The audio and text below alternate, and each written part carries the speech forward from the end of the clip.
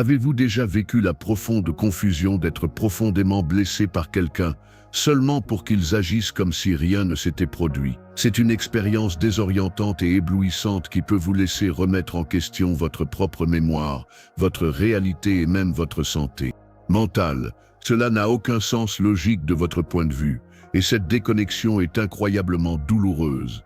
Mais cette dynamique humaine perplexe n'est pas sans explication. Pour vraiment le comprendre, nous pouvons nous tourner vers les idées profondes du célèbre psychologue Carl Jung. Le travail de Jung plonge profondément dans les paysages souvent cachés de la psyché. Aujourd'hui, nous allons explorer ce scénario douloureux à travers l'objectif de la psychologie jungienne, révélant la dynamique sous-jacente qui stimule un tel comportement et surtout offrant un chemin vers la clarté et la guérison pour vous. Ce sentiment d'invalidation, d'avoir votre douleur très réelle invisible pour la personne qui l'a causée, peut vous faire douter de tout ce que vous pensiez savoir à leur sujet et sur vous-même. Selon les idées de Carl Jung, la psyché humaine est un paysage vaste et complexe. Notre conscience consciente, l'ego, n'en est qu'une petite partie. L'ego s'efforce de maintenir une image cohérente de nous-mêmes. C'est la partie qui s'identifie à « je suis ce genre de personne ». Lorsqu'une action, en particulier celle qui fait du mal, contredit cette image souhaitée de soi, l'ego peut être jeté dans le désarroi. Pour se protéger et maintenir ce récit cohérent, il peut recourir à de puissants mécanismes de défense, poussant souvent la vérité inconfortable dans l'inconscient. Le personnage, le visage que nous présentons au monde, joue également un rôle. Si le personnage public de quelqu'un est construit sur le fait d'être gentil ou inoffensif, reconnaître un acte de cruauté peut ressembler à une menace existentielle pour cette identité soigneusement construite. Il pourrait s'accrocher si étroitement au personnage que la réalité de leur ombre, les aspects non reconnus ou indésirables de leur personnalité, y compris la capacité d'infliger de la douleur, restent séparés, niés et déposés profondément dans l'inconscient. Cette dissociation, bien que protectrice pour leur ego, est dévastatrice pour la personne qu'ils ont blessée. Cette mémoire, avec tous ses arêtes vives, les mots exacts, la séquence précise des événements, le poids de ses promesses brisées, elle ne disparaît pas dans l'air mince. Au lieu de cela, pour l'agresseur, il se retire souvent. Il est poussé vers le bas, profondément dans le vaste réservoir de l'inconscient. Il y réside, parfois entrelacé avec l'ombre, les parties de soi que l'ego refuse de reconnaître ou d'intégrer.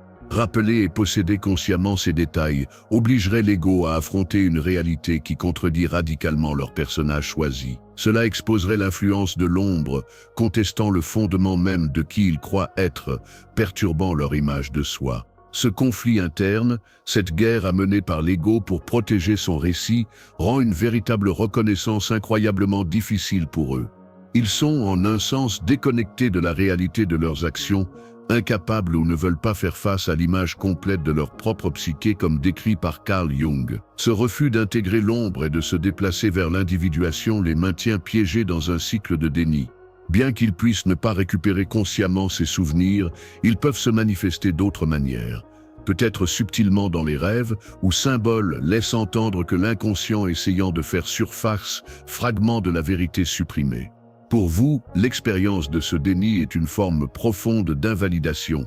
Cela vous laisse vous demander ce qui s'est vraiment passé, douter de votre propre mémoire, votre propre perception.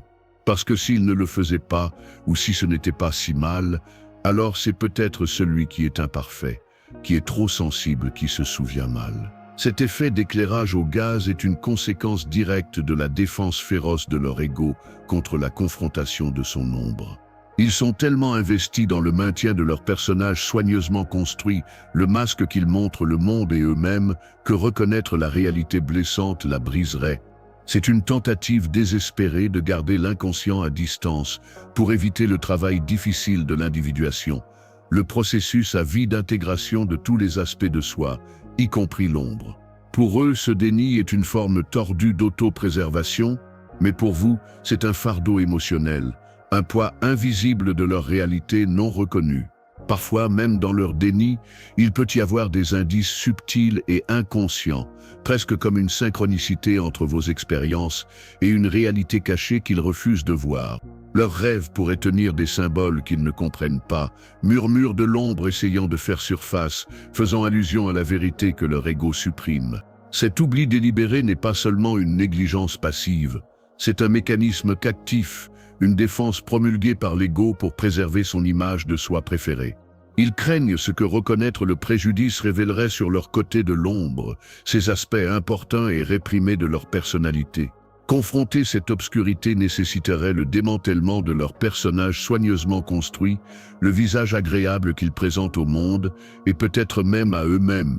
Carl Jung a compris que l'intégration de l'ombre est cruciale pour la psychologie, pour se diriger vers le soi par l'individuation.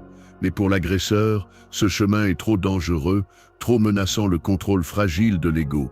Ils optent pour l'itinéraire plus facile, enterrer la vérité au plus profond de l'inconscient, espérant que cela cessera d'exister simplement parce qu'ils refusent de le regarder. Ce refus d'intégrer leurs actions empêche une véritable croissance ou un changement.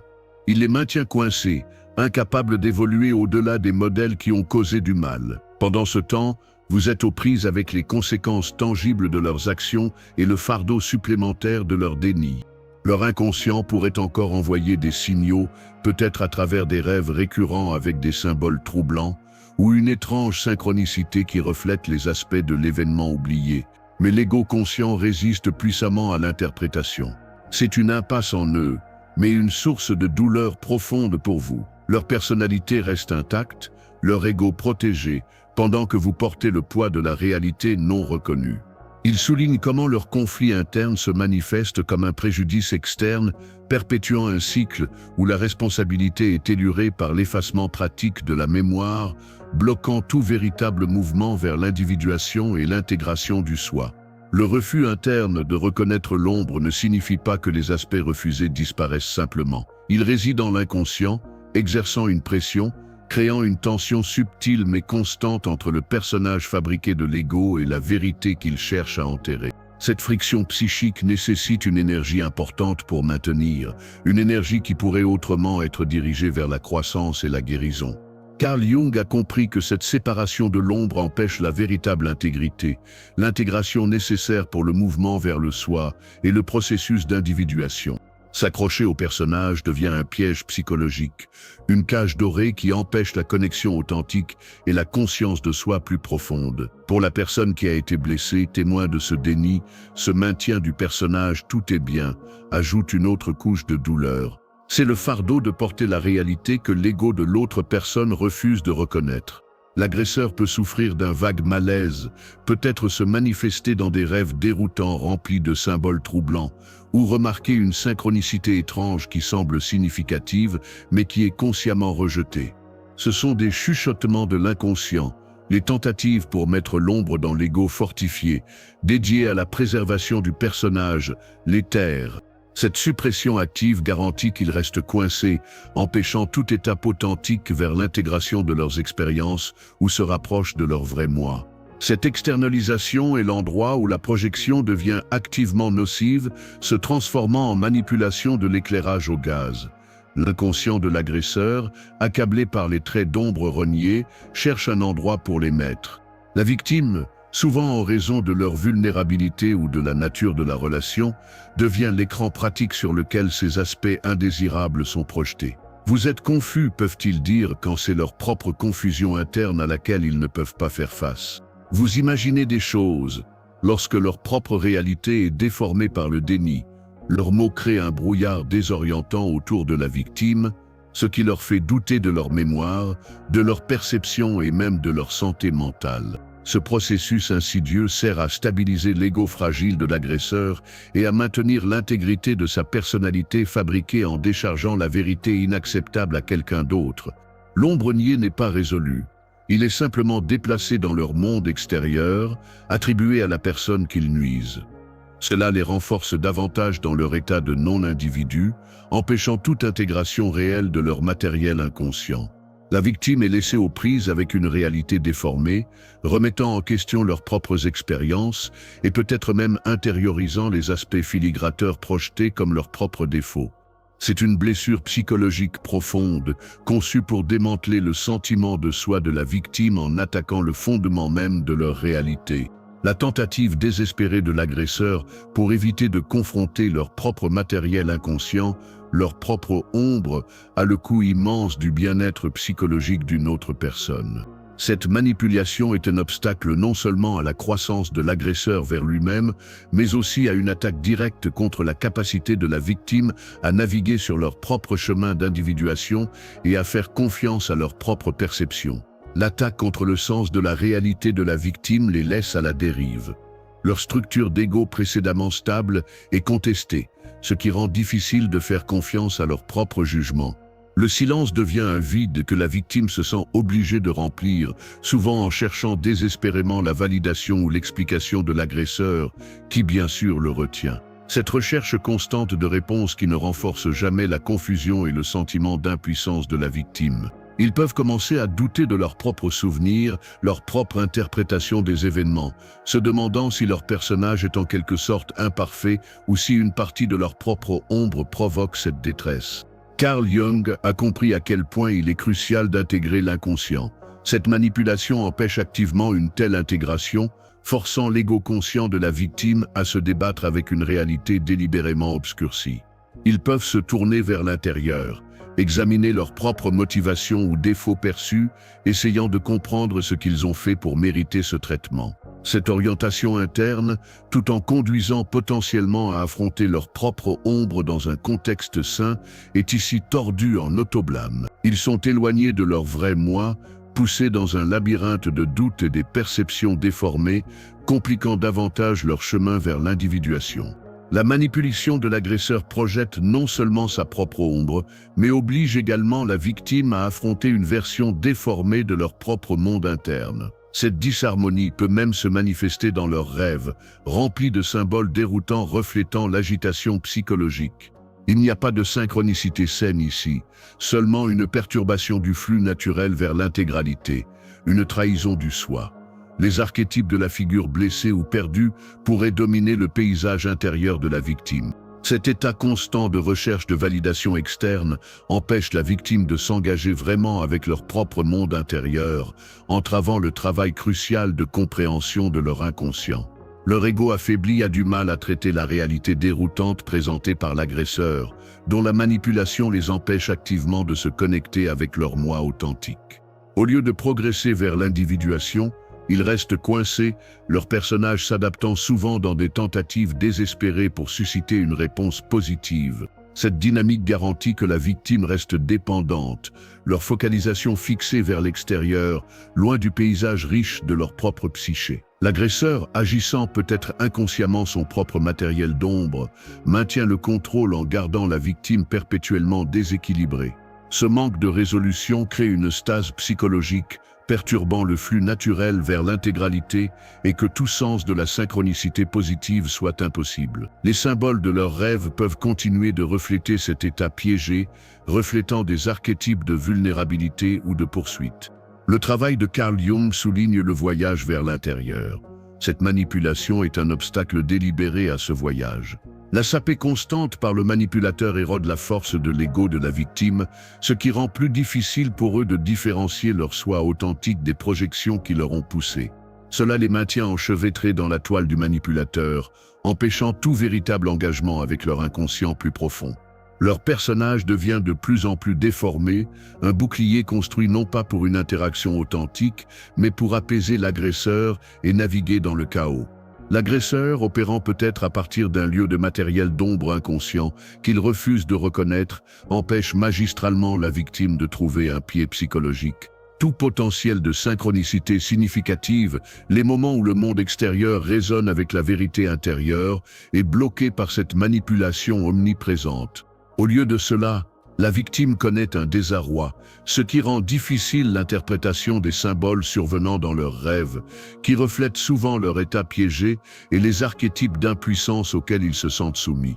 Ce modèle fonctionne activement contre le processus d'individuation, le voyage à vie que Carl Jung a décrit pour intégrer les différentes parties de la psyché. Le manipulateur, consciemment ou inconsciemment, prospère sur cette perturbation, en maintenant sa position d'éviter la responsabilité en gardant la victime déséquilibrée et concentrée à l'extérieur. Cette inflation psychologique dans le manipulateur crée une structure rigide autour de l'ego, ce qui la rend comme une coquille fragile qui doit être farouchement protégée. S'excuser n'est pas seulement d'admettre la faute, il est perçu comme une déflation catastrophique, un effondrement de toute la personnalité soigneusement construite. Cela signifierait confronter les aspects très ombragés qu'il travaille si dur pour projeter sur les autres, leurs propres insuffisances, peurs et vulnérabilités. Pour Carl Jung, reconnaître l'ombre est crucial pour la croissance, mais pour l'ego gonflé, cela ressemble à la mort. Le contenu inconscient, les archétypes douloureux de honte ou d'échec sont maintenus verrouillés. Admettre l'erreur risquerait de libérer ses forces, perturbant le faux sens de soi. Cette peur empêche une véritable individualisation pour le manipulateur, les piégeant dans un schéma répétitif où ils doivent constamment renforcer leur ego gonflé en diminuant les autres. Il n'y a pas de place pour la synchronicité ou la légère guidage des rêves et des symboles. Tout doit tenir dans le récit étroit et contrôlé que leur ego exige. Le riche potentiel de l'inconscient reste inexploité, remplacé par un besoin désespéré de validation externe pour soutenir la structure fragile. Ils construisent activement une nouvelle version des événements où ils sont absous du blâme et la victime est en faute. Ce n'est pas seulement le mensonge, c'est un processus profond et souvent inconscient motivé par la nécessité de protéger l'ego fragile et de maintenir la personnalité héroïque à laquelle ils s'accrochent désespérément. Les aspects de l'ombre de leur comportement, la cruauté, la tromperie, le contrôle sont impitoyablement édités à partir du récit. La victime devient le référentiel de ces qualités fantômes projetées, incarnant les archétypes de l'antagoniste ou du traître dans le script du manipulateur. Dans leur histoire réécrite, le manipulateur est le parti lésé, le héros qui a enduré des épreuves ou s'est défendu contre le méchant, qui est, bien sûr, la victime. Cette inversion est un puissant mécanisme de défense, des symboles tordus et une signification pour servir la survie de l'ego.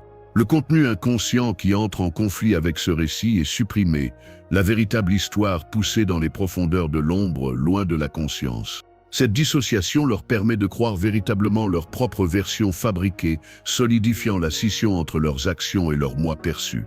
La véritable individualisation nécessite face à la réalité, mais leur ego ne peut pas le tolérer. Ils évitent la sagesse qui pourrait provenir des rêves ou de la synchronicité si ces idées ont contesté leur réalité manufacturée. Carl Jung a souligné l'importance d'intégrer l'ombre, mais pour le manipulateur, c'est la menace ultime pour leur personnalité soigneusement organisée et l'illusion de leur moi héroïque. Le fardeau de la culpabilité pour eux est trop lourd pour que l'ego fragile porte. Cela ressemble à une menace existentielle, pas à un appel à réparer. Au lieu de regarder vers l'intérieur, vers l'ombre où réside la vérité, ils regardent vers l'extérieur, projetant les sentiments inconfortables sur la victime. La victime devient le conteneur de leurs propres comportements et sentiments inacceptables, leur cruauté, leur tromperie, leur faiblesse. Ces aspects de l'ombre projetée sont ensuite attaqués chez l'autre, créant une réalité déformée où le manipulateur est irréprochable et la victime est la source du problème. Cet acte de projection profond solidifie le moi fracturé, empêchant tout mouvement vers une véritable individualité. Il n'y a pas d'espace pour l'introspection, pas de lutte avec le contenu inconscient qui bouillonne dans les rêves ou la synchronicité, car ces idées défieraient la personnalité méticuleusement construite et l'ego gonflé. Carl Jung a compris que la véritable croissance vient de l'intégration de ces vérités inconfortables, mais pour le manipulateur, le coût est trop élevé. Il reste piégé dans un cycle de blâme et de déni, utilisant la victime comme bouc émissaire pour éviter le miroir douloureux de leur propre ombre. Les symboles de responsabilité et de connexion sont tordus en outils de contrôle et de déviation.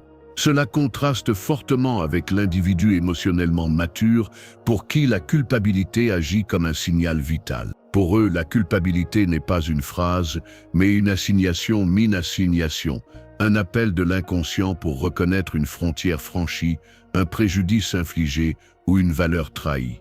C'est une boussole interne pointant vers la nécessité de réparer et de réconcilier, facilitant la croissance de soi. En fin de compte, la distinction principale réside dans le courage de confronter le contenu de l'inconscient, intégrant l'ombre au lieu de le projeter, démantelant la personnalité rigide et l'ego gonflé pour cultiver le vrai moi. C'est le chemin difficile mais enrichissant vers l'individuation que c'est. Carl Jung a illuminé.